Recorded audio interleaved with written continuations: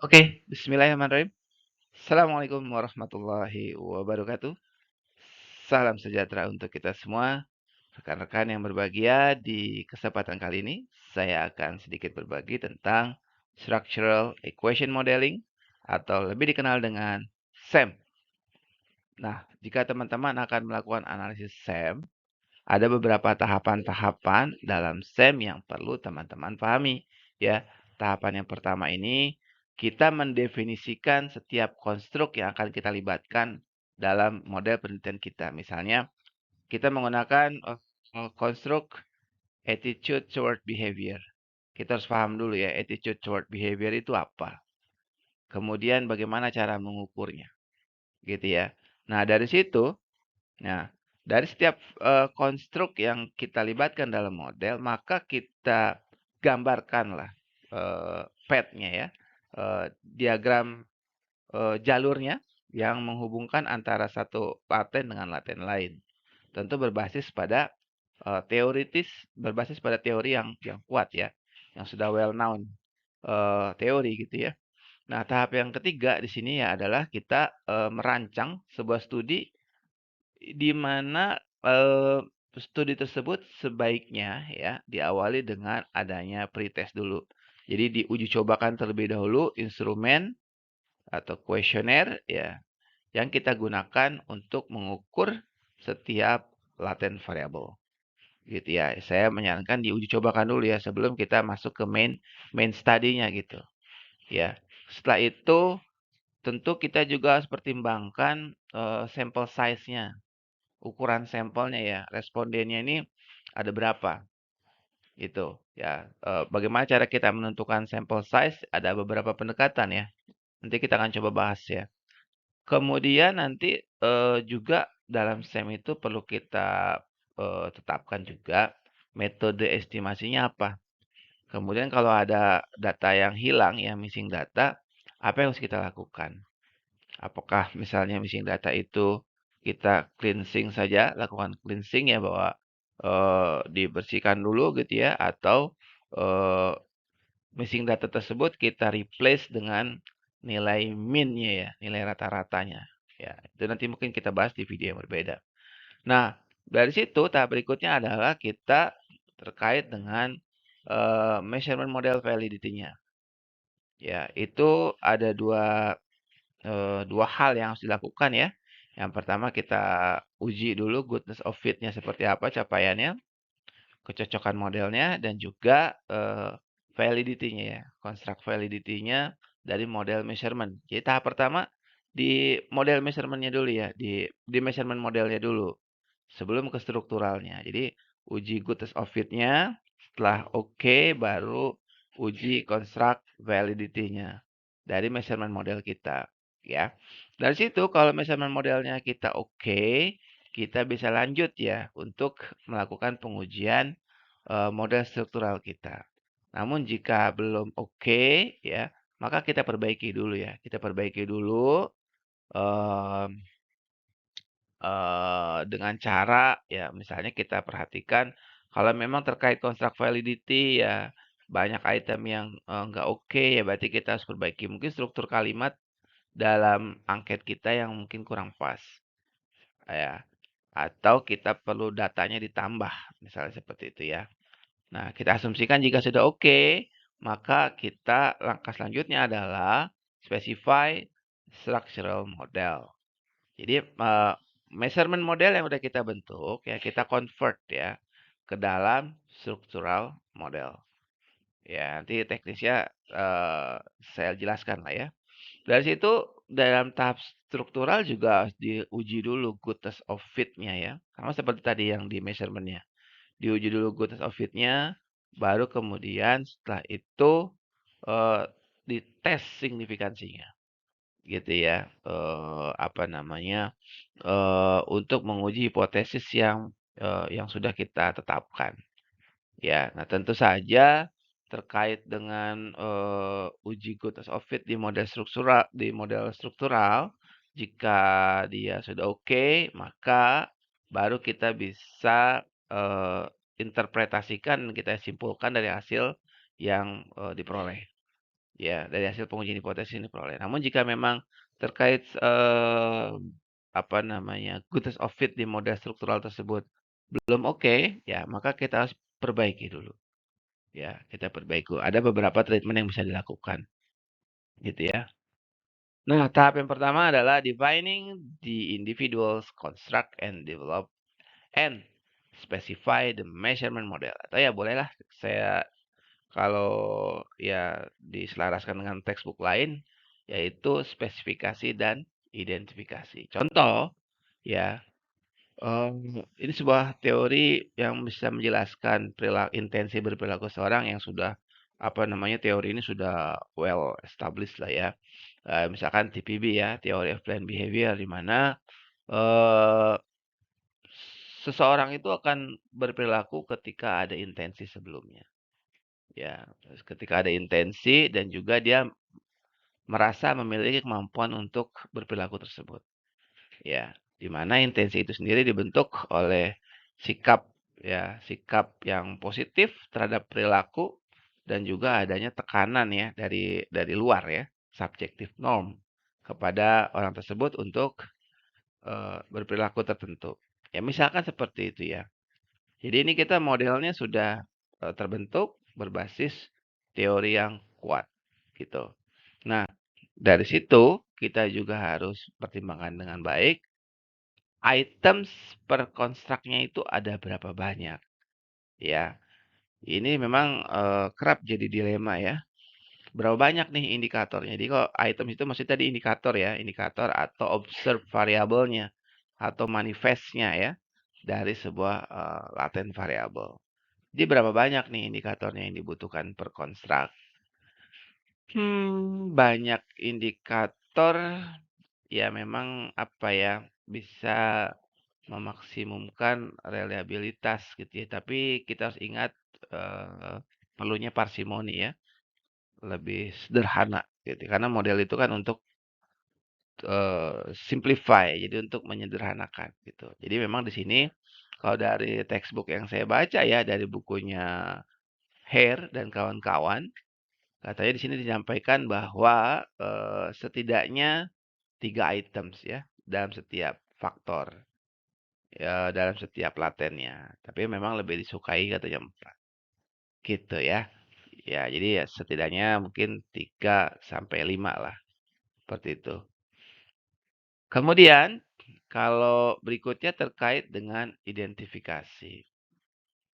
Yang kita harapkan model SEM kita itu adalah memiliki identifikasinya yang over identified ya. Jadi yang sebelah kiri ini yang under identified.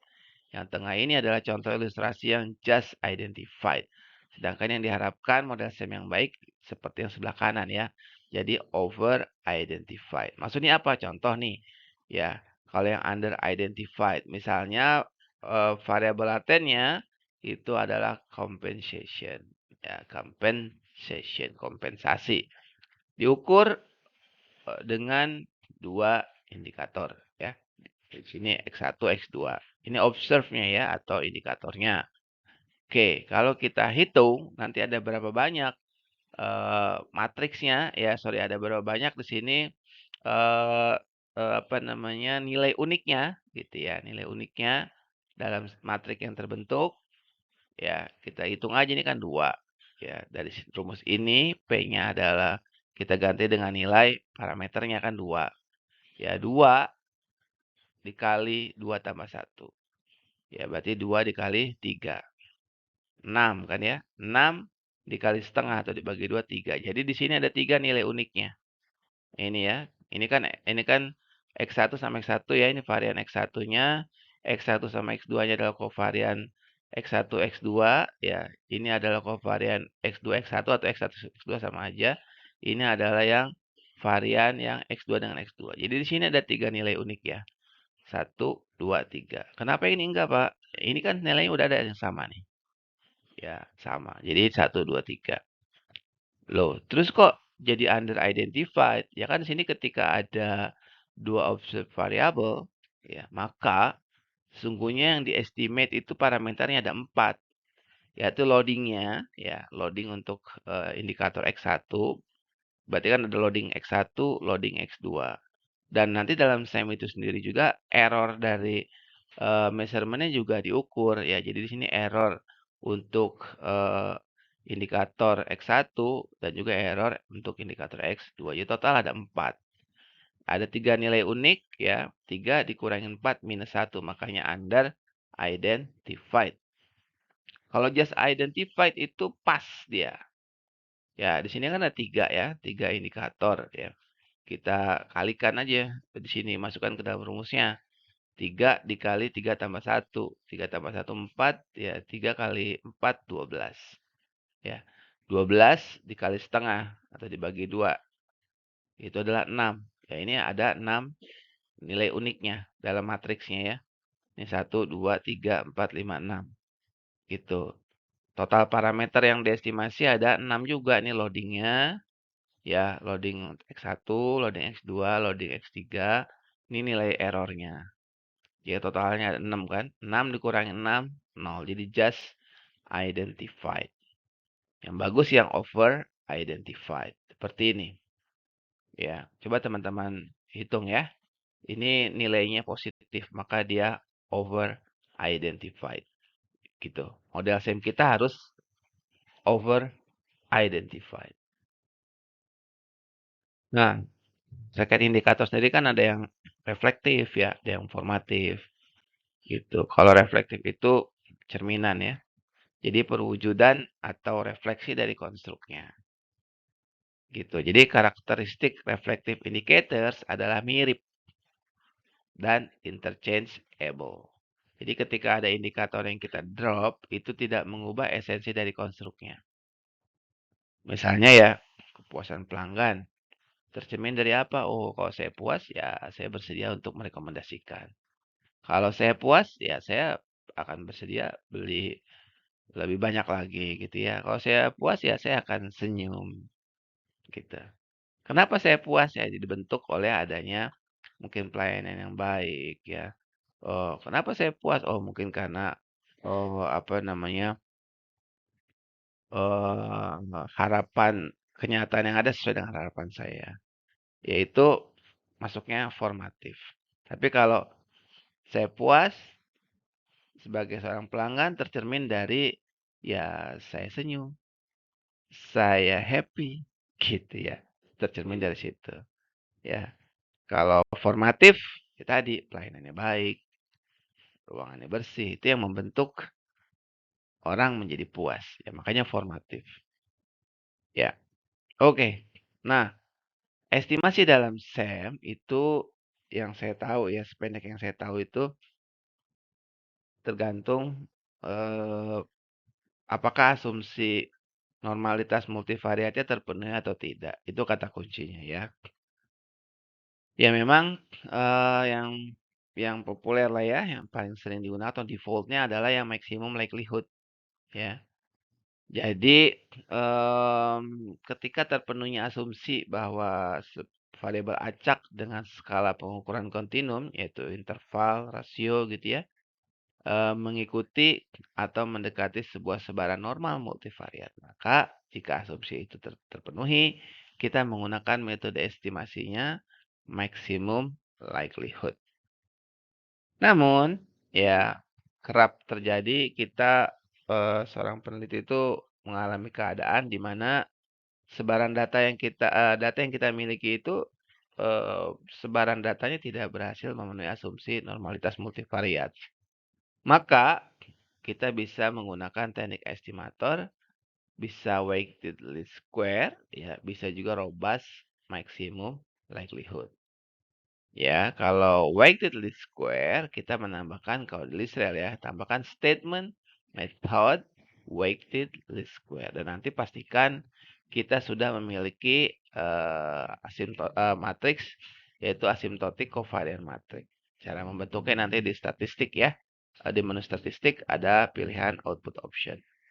Di video kali ini saya tidak terlalu akan membahas masalah teknis cara mengoperasikan softwarenya ya. Ini baru pengenalan awal dulu saja ya. Nah, periksa juga ya, apakah ada masalah terkait perolehan nilai error varians yang negatif. Itu dikenal dengan Haywood cases. Ya, dan juga nilai standardized loading factor lebih dari satu. Karena nilai standardized loading factor atau loading factor yang dibakukan itu maksimum satu. Jadi kalau lebih dari satu, maka ada kesalahan di situ ya. Jika memang ada, maka solusinya kalau di Lisrael, kita tambahkan statement ini ya. Set error variance of, mungkin nama variabelnya apa, nama variabel observe-nya ya. Misalnya, variabelnya misalnya kepuasan pelanggan. Ya, diukur oleh KP1, KP2, KP3. Ternyata yang ada mengalami heavy cases di KP1 misalnya, yaitu kita set error variance of KP1 to 0.01. Ini yang mendekati 0 lah ya. Agar dia tidak lebih dari 1. Gitu. Nah, tahap berikutnya adalah assessing measurement model validity. Jadi terkait dengan goodness of fit dan juga construct validity dari measurement model kita. Gitu ya. Setidaknya kita ada 3 di sini ya, absolute, incremental. Ada satu lagi yang parsimony, baru other fit ya. Kalau parsimony itu untuk yang membandingkan 2 model. Ya, baru pakai parsimony. Tapi kalau kita tidak membandingkan 2 model sebagai teknik moderasi ya, ya kita bisa gunakan yang absolute, incremental. Ditambahkan yang other fit juga boleh. Ya, sulit ya untuk bisa mendapatkan hasil semua yang semua parameternya oke gitu. Maka kalau menurut pandangan saya ya tidak perlulah semuanya. Contoh ini chi-square ya. Chi-square itu semakin ukuran sampel semakin besar ya dia semakin sensitif. Maka dia akan semakin naik nilai chi-square-nya ya. Makanya susah. Makanya ya misalnya dalam absolute fit index ini mana yang sudah berhasil memenuhi kriteria goodness of fit itu yang kita bisa cantumkan. Tidak perlu semuanya lah ya. Gitu. Ada di sini misalnya 2 yang udah oke ya udah tampilkan. Untuk mendampingi nilai chi-square yang kurang bagus. Misalnya gitu ya, itu nggak masalah. Dicek lagi incrementalnya ya. Kalau incremental udah oke ya, ya oke juga, sudah. Jadi tidak apa-apa kalau misalnya chi-square ya eh misalnya nilai probability-nya lebih kecil dari nilai alfa ya atau 0,05. Seperti itu. Nah, untuk measurement model selain goodness of fit, kita harus cek juga construct validity-nya. Yang pertama untuk validitas dari setiap items, kita cek standardized loading faktornya itu harus lebih lah setidaknya ya jangan pas juga sih. Ya walaupun oke katanya nggak apa-apa pas 0,5. Tapi kalau pandangan saya lebih akan semakin lebih kuat lah kalau setidaknya lebih dari 0,5 lah ya. 0,7 gitu lebih bagus itu. Oke, kemudian reliabilitasnya juga nanti dicek di construct reliability dengan AV-nya ya atau average variance extracted. Ya, diuji juga nanti convergent validity-nya. Gitu ya. Dan juga terakhir diuji diskriminan validity-nya. Kalau di Lisrel apa namanya nilai construct reliability ini harus dihitung manual ya. Dengan nilai AV atau average variance extracted juga dihitung manual, tapi tidak sulit kok.